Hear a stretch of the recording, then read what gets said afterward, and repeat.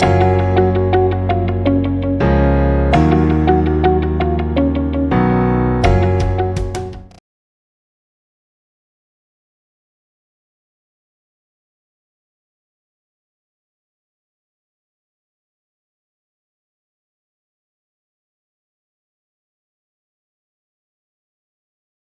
good morning, students. So we'll continue module 4, point-to-point protocol.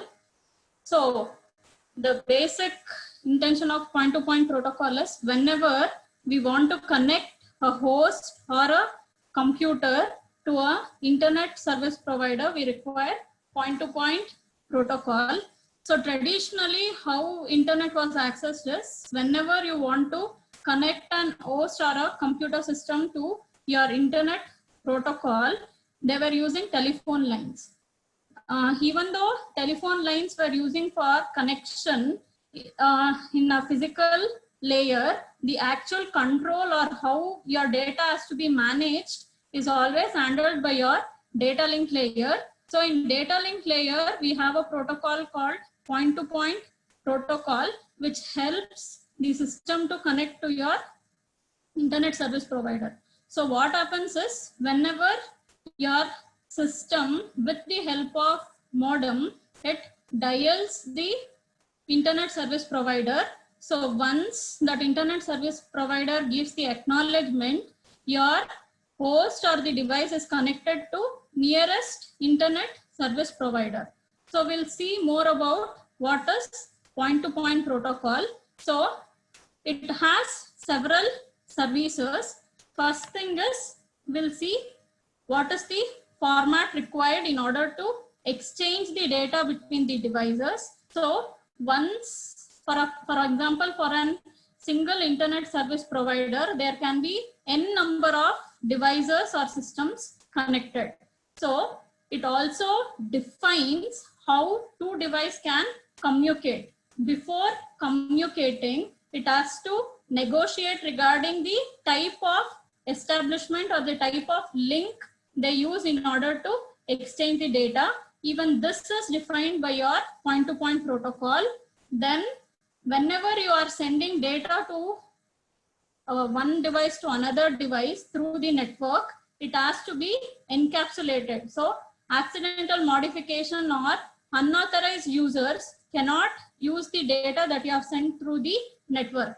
So in order to avoid the unnecessary view of data by other devices, your data that you are sending in terms of bits has to be encapsulated. So even the encapsulation method is specified by your point-to-point protocol, and only the authenticated devices can access the data. So this authentication can be provided by sharing the passwords between source and destination. And as I said, because this is the protocol which defines how our internet has to be provided, there can be multiple devices which are connected to that particular internet service provider. So in order to support multiple network layers also, you require this protocol. So it allows a particular device to connect over multiple links. And the address configuration, as we know, each host or system will have different types of addresses like logical address, OS address, MAC address, physical address. So depending upon the address configuration, we have protocol like ARP, which defines how your addresses or how can you know the logical address of the system. So any other configuration that is required can be done from the users who are trying to use internet from home. To continue, it also provides network address configurations where it helps the user to temporarily set the network address in order to connect to the internet. As an acknowledgement, you will get the MAC address or the address for that particular host in order to identify that host. So this will be a unique address provided by your point-to-point protocol. So the few limitation of point-to-point protocol is it does not provide flow control. We have already discussed what is flow control, but whenever you are sending the data, error control is essential. So it supports mechanism of CRC, that is cyclic redundancy check field, in order to detect error. If it finds that the data is corrupted, it discards it. Otherwise, it sends the data received to the upper layer for the further transfer of data. So the lack of control or the sequence number, it doesn't have the sequence numbering, which may cause your data to be not in a particular order. See, if you have sequence number, whenever you are sending data, you may not receive the data in same order as the data is sent from the source. So in order to identify the order, you require sequence number. So that is the use of sequence number. So it lacks the error control and sequence numbering, which may cause the packet out of order. That is, you may not preserve the order which the sender sends at the receiver end. And one more limitation is, it does not provide sophisticated addressing mechanism to handle frames whenever you do configuration at multiple points. So these are the limitations of point-to-point protocol. I hope you have understood. So your point-to-point protocol is basically used to connect to the internet through your internet service providers.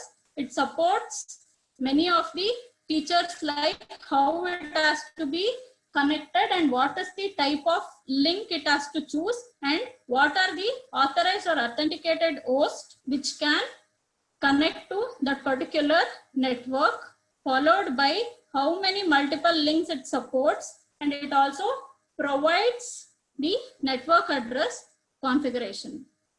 And it has certain limitation. It doesn't have a flow control, but for an error control mechanism, it uses CRC. If in case at the receiver end, it finds the CRC code is modified, it discards the data. If not, the data are taken to the upper layer. So we are in data link layer. So the next layer would be your network layer. If there is no error in the transmission, the bits are sent to the network layer for further transmission. So next is we'll see what is the frame format of your point-to-point protocol. So this is the frame format. So as usual, along with the payload, you have flags associated. So flag bits are used in order to identify the start and end of the bits or data that you are trying to send, followed by, here you have address bit, control bit, and followed by the protocol payload FCS. So we will try to explain each one of them. So flag is a 1-byte data. The normal flag format which is used, that is 0 followed by 6 number of ones ending with 0 is the flag format. So it has 1 byte of data, that is 8 bits. So flag is associated as the start and end of each data that you are trying to transfer, followed by 1 byte address, which is denoted as all ones, which means that your address byte is used to broadcast the data. Because we are connected using your TCP protocol, your device has to broadcast to all the other devices which is connected into the network in order to check how many other hosts are connected to the same IP address. Similarly, you have control byte. This is a transmission or the flow of data. You can use the control byte. So this is a constant. So you have 2 ones followed by 6 zeros. So this is also 1 byte of data. The next frame is your protocol frame. So your protocol frame can be either 1 byte or 2 byte depending upon data that you are trying to transfer. So the protocol frame helps you to know what is the type of data that you are sending, whether it is data in bits or any other useful information required by the receiver is sent in your protocol. So this will only specify the type of data you are trying to transmit. Whereas payload is your actual data that you are trying to, of data that you can transfer is 1500 bytes. So if in case the data that you are trying to transfer is less than 1500 bytes, padding is required. So in your payload, the maximum amount of data that you can send is 1500 bytes. If in case the data that you are trying to send is less than your 1500 bytes, then you have to pad it with zeros in order to fill the capacity of the payload. Then FCS is used to error check. So in your FCS, CRC is used. So we'll take up each one of them. So this is your frame format. So flag. In PPP, frame starts and ends with 1 byte flag, and the bit pattern used is 0 followed by 6 ones and ending with 0. Then the next frame is address frame. In this address field, the protocol is used and the value is set to all ones, which means it's a broadcast address. The third frame is your control. So this field is used to set to the constant value 1 1 followed by all 6 zeros. This is a constant value that you will use for PPP protocol. Then the next field is protocol. So protocol field will define what is the type of data that is being carried. So either you can use the actual data or it can be other information that is required for transmission. Next field is your payload field. So in the payload field, it can either carry the user data or other information. The data field is a sequence of bytes and the maximum amount of data that you can traverse is 1500 bytes. So, but this can be changed by negotiation.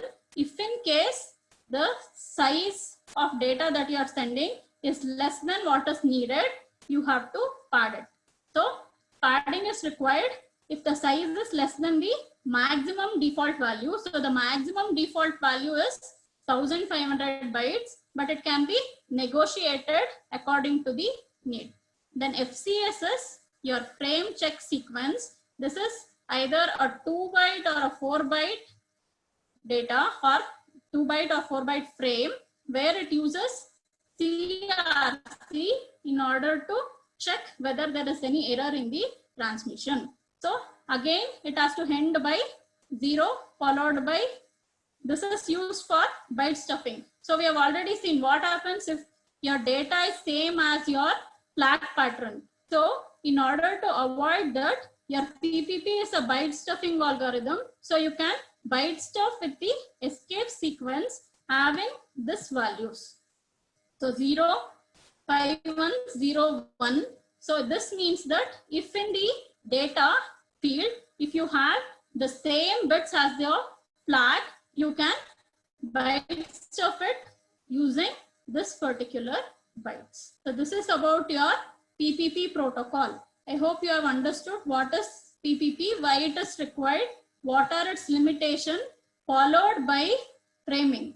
So in framing, you have different frames. So usually it is a 6 byte frame, but the flag has to be appended even at the end in order to mark the end of your file. So finally you have 7 fields in your frame of your PPP. Next is the transmission or transition phase. So in transition phase, you have 6 states. So the states are as follows. It can be dead state, establish, terminate, authenticate, open, network. So we say a particular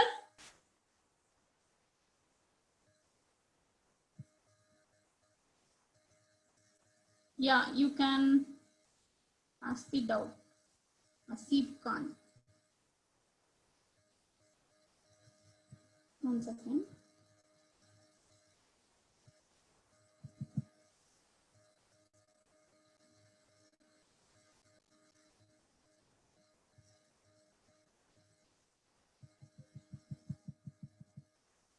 Yeah, I'll finish this transition phase and then unmute so that you can ask the doubts. So in transition phase, you have this many states. So this is same as your FSM, that is finite state machine, where each of the state is defined. So you say a particular state transition. So you have to identify which is the initial state and final state. So in your PPP algorithm, first we'll start with the dead state. If there is no other transmission, you say that particular host is in dead state. So this is a state where there is no active carrier or there is no other host connected. So if in case a carrier is detected, the transition takes place from dead state to established state. So in established state, when one of the nodes start communication, it moves from dead state to established state, and in established state, it will negotiate between the different hosts that are connected. So next phase is authentication phase. So before that, in your established state, if the negotiation is agreed upon by all the hosts, it moves to the next state, that is authentication state. If not, if establishment is failed, it move back to the dead state. So in established phase, here the node or the host which has started communication will further move and it shares the authentication information for all the other hosts that is connected. If negotiation is successful, then only it goes to the authentication phase. In authentication phase, it shares the password, and when 2 or more hosts have agreed upon sharing the data, they will authenticate themselves. So if authentication is successful, it moves to the network node. If authentication is failed, it makes the transition to terminate phase, where your host gets terminated. And in your network phase, all the network layer configuration details are handled by your NCP. So NCP is a protocol which deals with what are the network requirements required by the host. So based upon that, any network layer configuration which is required in order to communicate is handled by your network node. Then after agreeing the terms and conditions that is offered by your NCP protocol, it moves to a state called open. So parallelly we'll see. So in your authentication phase, this is an optional phase. The two nodes may decide during the establishment phase whether to use this or skip this phase. If they decide that they require authentication, it proceeds with the authentication and sends the packets which are authenticated if the result is successful. If not, it will terminate. If the result is successful, it moves to networking phase. If the authentication fails, it moves to the termination phase and terminates the host. In the network layer, as I said, in network phase, the negotiation of network layer protocol takes place, and it specifies how two nodes has to be connected, and all the network layer agreement between the data is shared, followed by how it has to connect to multiple protocols in your network layer is also defined. And if the protocol which are there in the network layer, if the agreement is agreed upon by both the hosts, that is your sender node and receiver node, this protocol will start receiving the data. Next phase is open phase. as I said, the actual data transfer will take place in your open phase. So in your open phase, when connection reaches this stage or this phase, it means that the actual exchange of data can be started. So the actual exchange of data takes place once the data transfer is done, it moves to the terminate state. So in the terminate state or your phase, what happens is the connection that is established is terminated. So after the connection is terminated, at the end, again it moves to the dead state. So I'll repeat. So there are 6 phases in the transition phase. So each of them are termed as states. So we'll start with the dead state when there is no connection. So if there is no other host connected to the network, it will be initially in the dead state. So when a carrier is detected, it moves to the established state. In established state, it will take whether all the hosts are identified and whether connection can be established or not. If connection can be established, it moves to authenticate phase. If not, it moves back to the dead state. So the authenticate state is an optional phase. So if you are sending the data which requires any authentication, so in that case, you will move to the authenticate state and the password is shared between the host. So once the authentication is done, it moves to the network state if authentication is successful. If authentication is not successful, it directly moves to the terminate state and the connection or link is terminated. So in your network phase, all the network layer configuration of the algorithms which are required to transfer data are decided, and after this it moves to your open state. In open state, the actual data transfer takes place between devices. So once the data transfer is done, it moves to the terminate state. In terminate state, the link which was established is closed or it gets terminated. So once it is terminated, again it moves to the dead state. Any doubts?